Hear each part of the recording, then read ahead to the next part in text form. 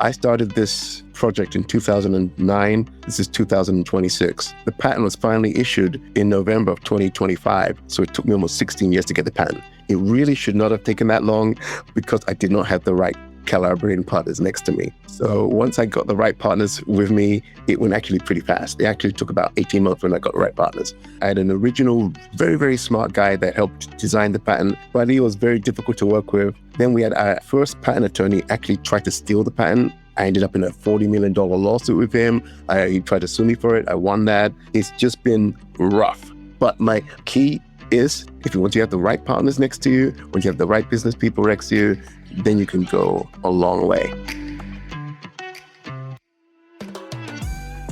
Hello, and welcome to Pharma Sessions, a place for pharmaceutical leaders to come and learn from each other. I'm your host, Jonathan Kaskey. Technology and market trends are bringing change at an ever-accelerating rate, and no person, team, or company can afford to be left behind. Here, we dive into the strategies and tactics that our guests use to tackle these challenges and create new opportunities, and how you can do the same in your own organization. On today's episode of Pharma Sessions, I'm thrilled to welcome Dr. Christopher Otiko, physician, medical entrepreneur, and founder of Vera Therapeutics, a biotechnology company focused on transforming how medicines are delivered through the skin. Dr. Otiko's work began at the bedside, treating complex wounds, burns, and infections, where he saw firsthand the limitations of the traditional drug delivery. That clinical insight led to the creation of Vera Therapeutics' patented SkinPass topical delivery platform, which is now being applied across wound care, dermatology, sexual wellness, general medicine, and beyond.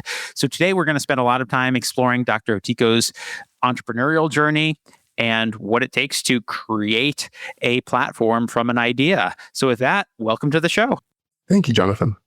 All right. So I'm on the East Coast. You're on the West Coast. It's about 11:30 my time, 8:30 your time, as is traditional. So with our little icebreaker, what have you had to eat so far today? Nothing. I'm on a fasting diet. I don't get my first meal till around noon. Okay. All right. Well, let's see how you do energy-wise. No caffeine or anything? No, I grew up in England. I drink tea once in a while. Money in the evening, no coffee. I'm a tea drinker throughout the day, but I do need that first cup to kind of get the engines going. So you started your career as a working podiatrist, right, in wound care and frontline patient treatment. What clinical frustrations or unmet needs first push you to start thinking a bit more entrepreneurially about how drugs are delivered through the skin? Absolutely. It's kind of strange how things work out. Before I went to medical school, I got a bachelor's degree and a master's degree in biochemistry. During my master's degree, my thesis was related to trying to develop a new form of drug to treat diabetes. So I was always interested in diabetes. I went to medical school, became a podiatrist. I specialized in the treatment and prevention of diabetic foot wounds because during my master's thesis, I found out that people that have diabetic foot wounds, if they don't get treated in time, it leads to an amputation. And I'm like, oh my God, that's terrible. So I said, you know what, let me try to figure out a way to prevent that. Unfortunately, back in the late 90s when I was doing my training, there wasn't that really good medication to treat it. I ended up doing a lot of amputations, Jonathan. It was way too many. And I think after I reached 500, I just stopped counting. Sometimes you do like 10 a day, and sometimes it'll be as little as tiny, the small toe. Sometimes it'll be half the leg. And it was depressing. I remember the very first time I did it was in an amputation. I was scrubbing in. The surgeon, a big, macho, tough guy, I think is an ex-basketball player. The patient was like a 70-year-old guy, diabetic wound, wouldn't heal. We had to take off his leg. And I remember after doing it, they sawed off the leg. They handed it to me to put into the red bag. And after the surgery, the surgeon said, "Isn't that cool?" And I'm like, no, that was not cool at all. That wasn't cool at all. Because, Jonathan, the thing is, you're saving their life, but unfortunately, you're only giving them maybe about 5 years, and that quality of life is terrible, right? After I finished my training, I said, I just cannot do another amputation. I almost quit the profession. I went back to my master's degree program, some really smart PhD guys, and I said, look, you've got to help me figure out a way to create a drug that could prevent diabetic wounds from leading to an amputation. And the result was eventually SkinPass technology. So your journey for this product really started with like this is a problem. And we need to find an answer to the problem. Did you have a direction in mind when you started exploring that? Or were you really taking a very broad look at potential ways to address the problem? Yes, I did have a direction in mind. If you look at the human body, you've got the head at the top of the body, right? And the foot at the bottom. So unfortunately, if somebody develops a wound on their foot or an infection and you give them an antibiotic, by the time it gets down to the foot, you're lucky to get maybe 5% efficacy. And if you give them an IM injection, an IV, maybe 10, 15%. So the best place to put a medication if somebody has an infection or a wound on their foot is on the foot. The problem is the skin acts as a really strong barrier to prevent anything from getting in. So that was the start of the problem, Jonathan. I had to create a drug or technology that could pass the skin. Does that make sense? We could get medication through the skin deep down where the wound was. It makes a tremendous amount of sense. And I think it's interesting is I've been talking to people, some through work, some through the podcast, this idea of kind of applying medicine in a much more localized manner is not unique to dermatology, right? Like I was actually talking to somebody earlier this week who's taking a somewhat similar approach in cancer care of delivering the chemo directly to the tumors rather than through the whole body. So are you seeing this clearly you are seeing this, you're creating this as an emerging trend in medicine? Yes, that's exactly right. Especially with antibiotics, too much medication is a bad thing. And then you've got antibiotic resistance. So you want to focus and get that medication right to the site of action. So once we figured out what the problem was, I was able to get a lot of really smart people around me. And it was actually a biomechanical engineer that said, this is not a medical problem, it's an engineering problem. I'm like, what do you mean? And he said, got to get something from one side to another. So you got to create a bridge. So what we had to do was create a bridge. The bridge was the transdermal delivery system that's made of FDA-approved inactive ingredients. So that was the beauty behind this thing. We didn't have to create a new ingredient. We just basically chose ingredients that are already out there that can help to penetrate the skin faster. And we mixed them all together, found out the ones that work in the best formula, and they have the synergistic effect, and we made the patent from that. And now, once you've got that platform that can deliver anything into the skin, you can basically add whatever you want. So we added tetracycline, an old antibiotic. Then we added vitamin C and vitamin D, which are essential for wound repair. And we've created this miracle drug. It's absolutely incredible.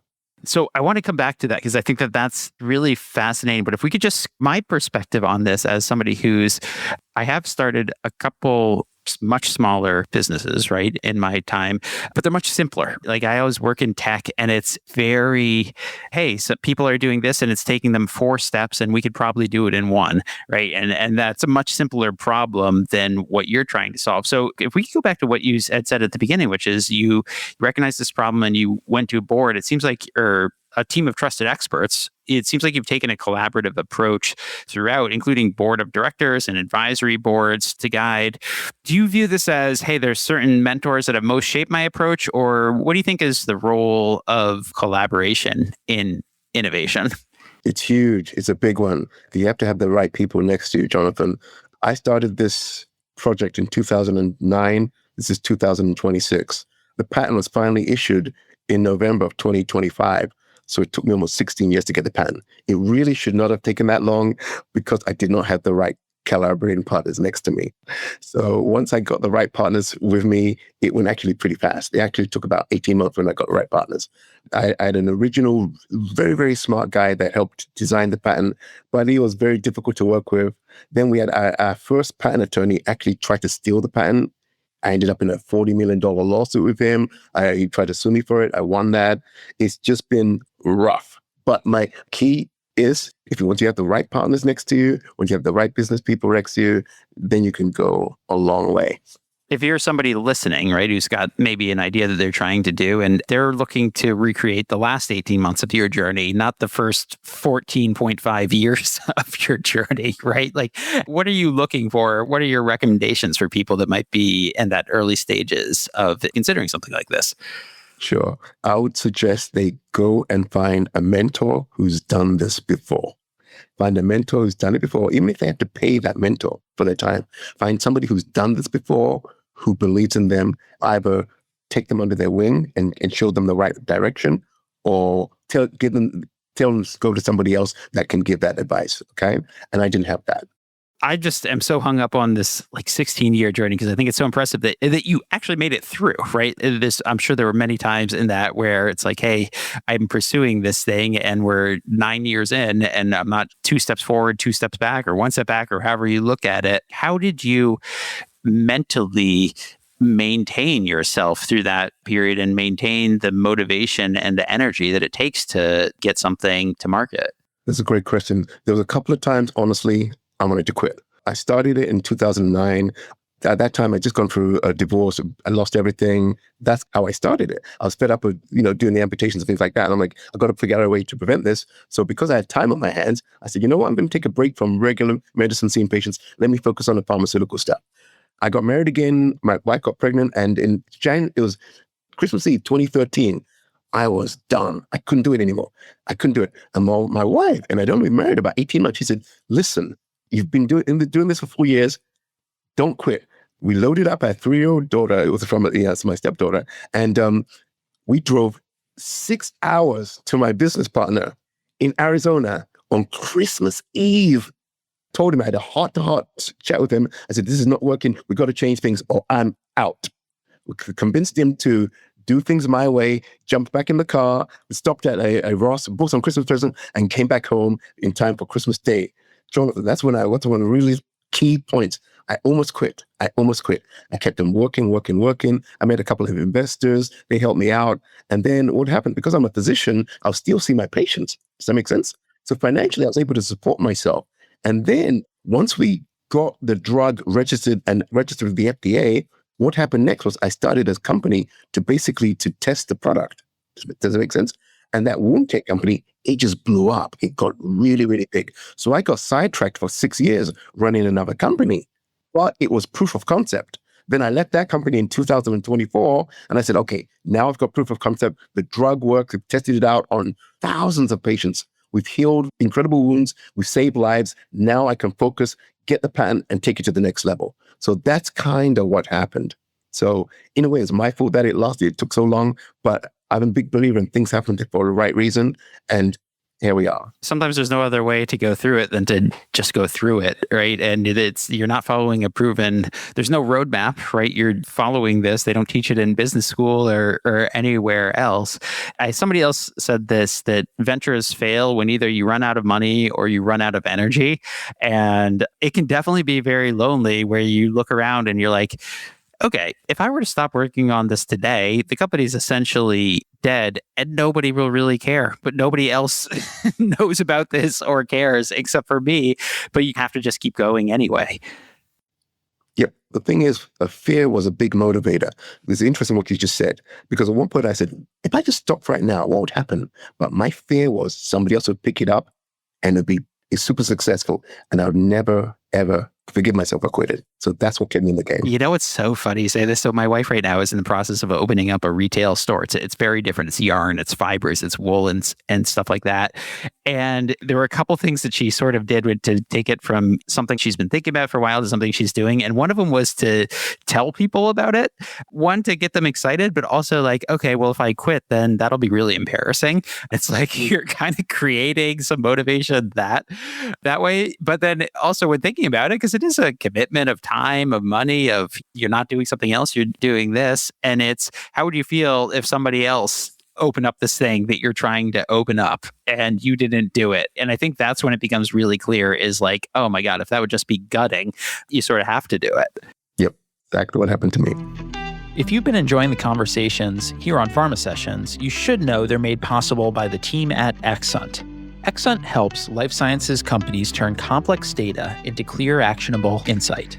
For years, Exunt has made complicated data sets simple to help commercial, medical, and operations teams map what's happening, predict what's next, and make stronger decisions faster.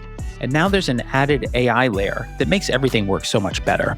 I was actually pretty jaded about some of the AI approaches I'd seen, but when Exunt showed me theirs, I actually left my job to come work for them. It's really awesome. So if you want to understand your market, your customers, or your performance with more clarity than ever, check out xsunt.com. That's xsunt.com. All right, let's jump back into the episode. So many pharma companies, just kind of bring it back, struggle this idea of like translating innovation from the lab into scalable products. And so you found this innovative path to get FDA listed commercialization. What were some of the biggest challenges that you faced, and how did you think about this to try to ultimately get FDA clearance on the product? That's a very interesting question, because the FDA clearance part was not that difficult.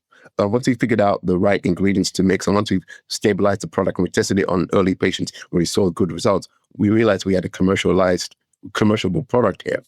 So then what we did was go through what's called the FDA monograph pathway. So the FDA monograph pathway is designed to fast track new drugs to the marketplace. But even though it's a new drug, it's made of ingredients that have already been FDA approved for years, okay? So for example, Vitastem, our first drug, the active ingredient is tetracycline. Tetracycline has been approved since 1952. So we're not creating a new active molecule.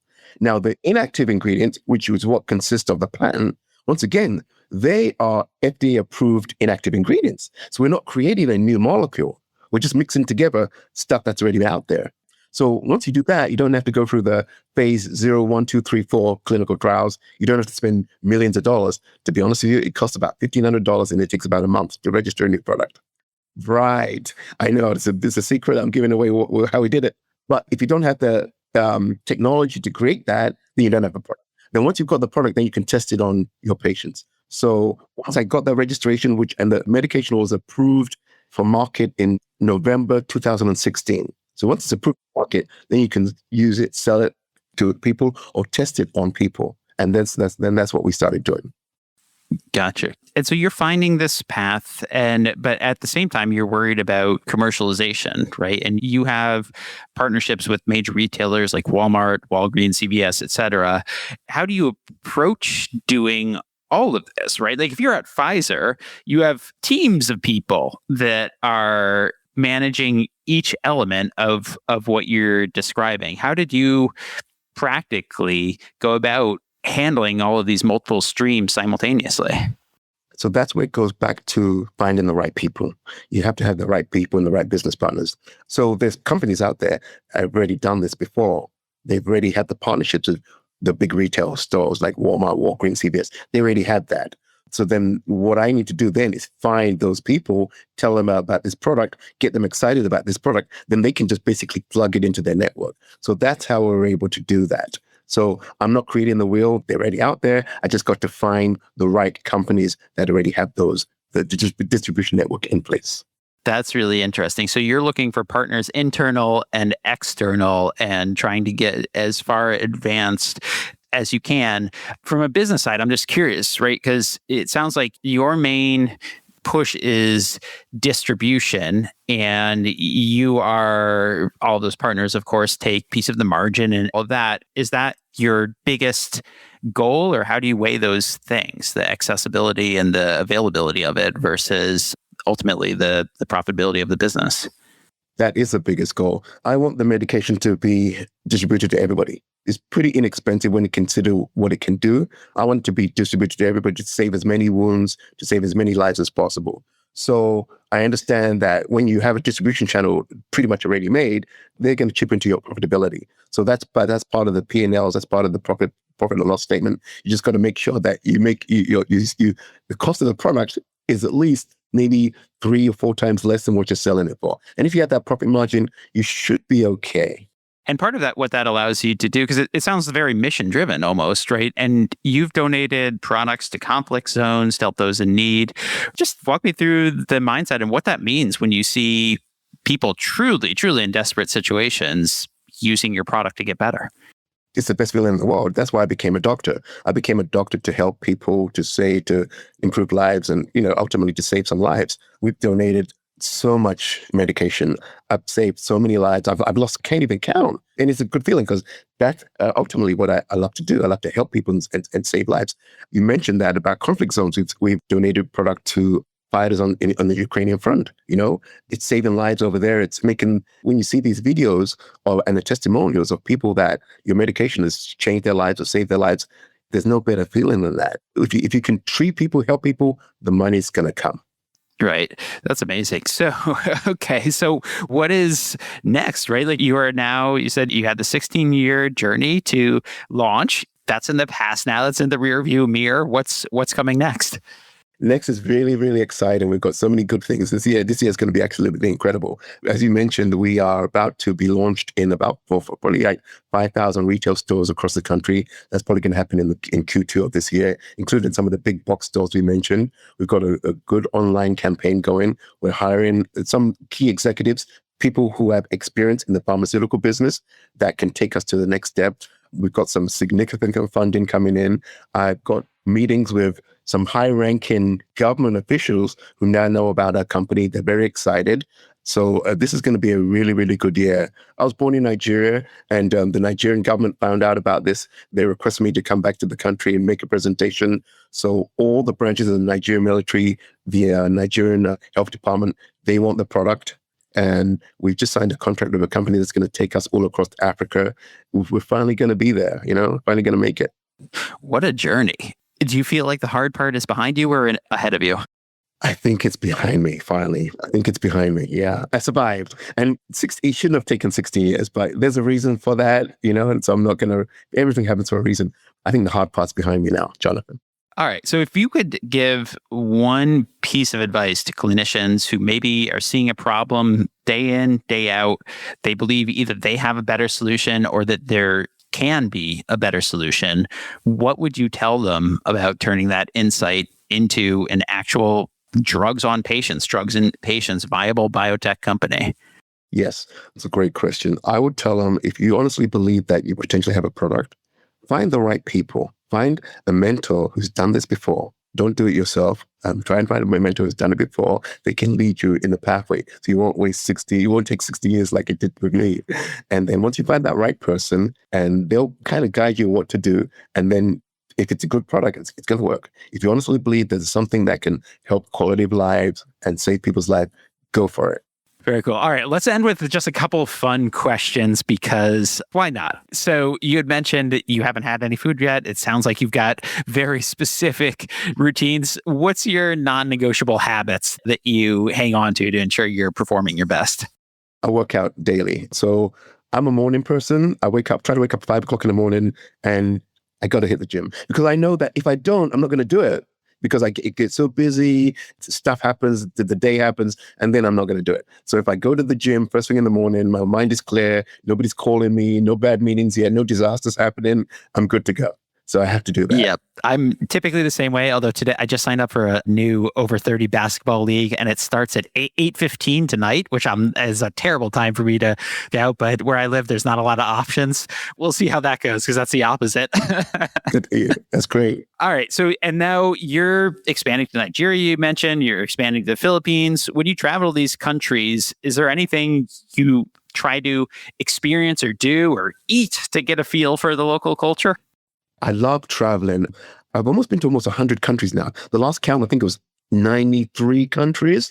So I love meeting new people, languages.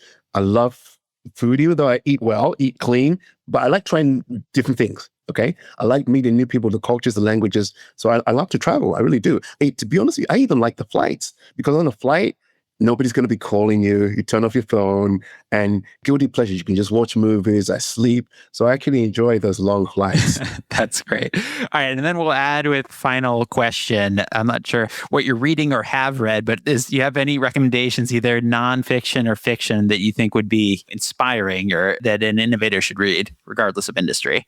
Absolutely. The book that changed my life was Think and Grow Rich.